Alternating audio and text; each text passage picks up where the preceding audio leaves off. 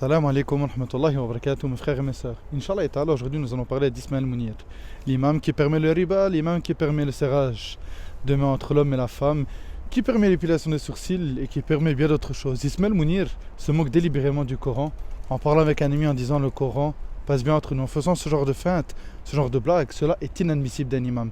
Et le pire c'est qu'il qualifie Hassan Hussein en étant un imam indiscutable. Wallah al-Musta'an.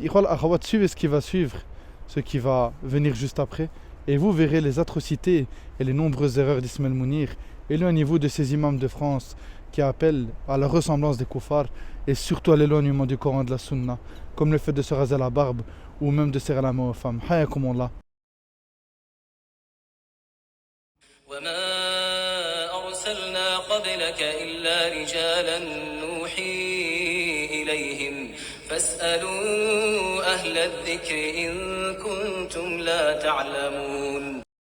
Du coup, c'est pour ça, en fait, elle est juste à côté. D'accord. Donc, il y a plein de subtilités et de technicités dans ce sujet. Ce que je peux vous dire simplement, c'est que pour certains savants musulmans, ils vont aller dans votre sens à vous. Ils vont dire qu'il ne faut pas faire de crédit. Mais il y a un conseil international de savants qui s'est réuni, qui a fait une fatwa pour les musulmans qui vivent aux États-Unis et en Europe.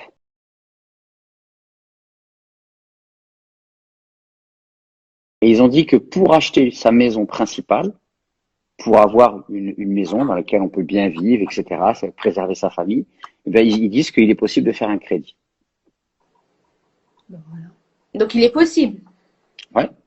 Et après, il y a même pour d'autres savants, et là on est encore dans quelque chose de plus technique, qui disent que le riba, il est interdit pour l'or et l'argent, mais pas pour les billets de banque.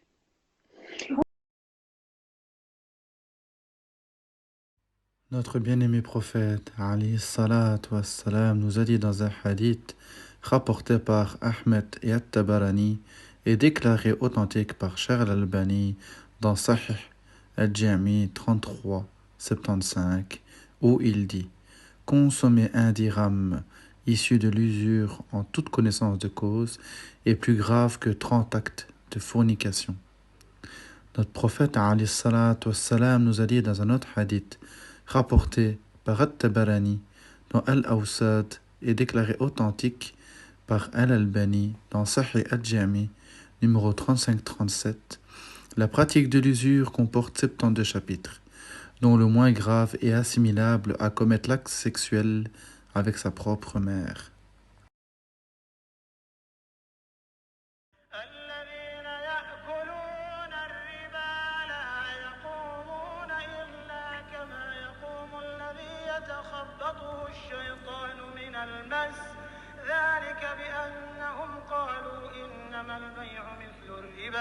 وأحل الله البيع وحرم الربا فمن جاءه موعظة من ربه فانتهى فله ما سلف وأمره إلى الله ومن عاد فأولئك أصحاب النار هم فيها خالدون.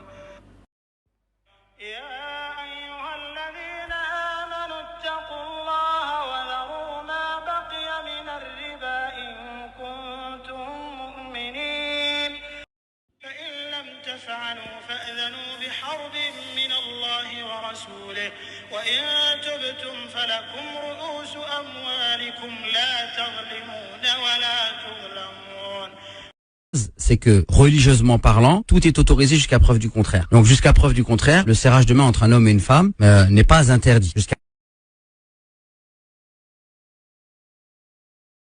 جزاكم الله خيرا. ما حكم مصافحة النساء من قبل الرجال؟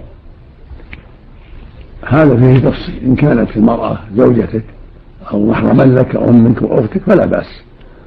أما إن كانت أجنبية كزوجة أخيك أو زوجة عمك أو جارتك لا يجوز. يقول النبي صلى الله عليه وسلم إني لا أصافح النساء. وتقول عائشة رضي الله عنها والله ما مست يد رسول الله إلى امرأة قط ما كان يبايعهن إلا بالكلام. اللهم صل عليه. فلا يجوز للمسلم أن يصافح المرأة الأجنبية أبدا. هذا منكر أعظم من النظر. ولكن يسلموا عليها بالكلام وردوا عليها بالكلام، يسأل عن أولادها بالكلام ونحو ذلك من دون مصالحة. Raconter en fait ces deux imams. Vas-y. Tu sais, ces deux imams, ils se parlent et en fait, tu sais, ils se kiffent, ils s'aiment bien et tout. Ils ont étudié dans les mêmes écoles. Et à un moment donné, il y en a un qui regarde l'autre, il lui dit, tu sais, je trouve que le Coran passe bien entre nous. Pas mal, pas mal. Pas mal? Inch'Allah, c'est ce que je vais faire. Après, juste une deuxième petite question. Parce qu'après, moi, je suis converti depuis 7 ans. Et là, avec ma mère, malgré que ça fasse 7 ans et que bon, les rapports soient un peu détériorés, elle n'arrive pas à se faire à l'idée que je suis musulman, en fait. Et je sais pas si tu avais des conseils à me donner par rapport à ça.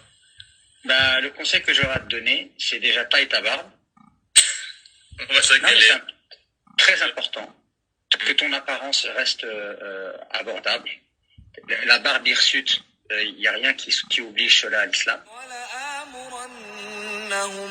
ولآمرنهم فليغيرن خلق الله. Taille ta barbe, fais des efforts pour que ton islam il soit discret. Et tu rends pas ton islam discret par faiblesse, tu le rends discret par sagesse. L'islam, c'est d'abord quelque chose qui n'est pas visible. C'est ce qui se passe dans ton cœur. C'est ton rapport avec Dieu, c'est ta foi en Allah. Allah, il n'est pas visible, les anges ne sont pas visibles. Tu vois ce que je veux dire? Quand tu pries, la réalité de la qualité de ta prière, c'est ce qu'il y a dans ton cœur, c'est pas visible. Donc il faut arrêter avec cet islam visible, identitaire, et essayer d'aller plutôt vers un islam qui est profond, spirituel, un islam dans lequel ce qui bouge et ce qui est visible chez toi, c'est ton changement de comportement. En fait, on voit que tu deviens une meilleure personne. Si tu arrives à faire en sorte que ta mère, elle associe dans sa tête ton islam, non pas à des poils,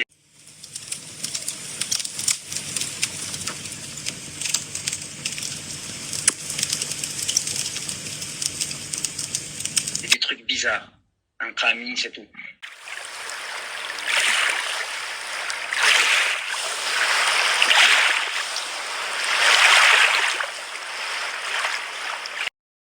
Mes frères et mes sœurs, voici tous les imams de France qui appellent à l'égarement et à l'innovation, qui sont loin d'être sur la sunna.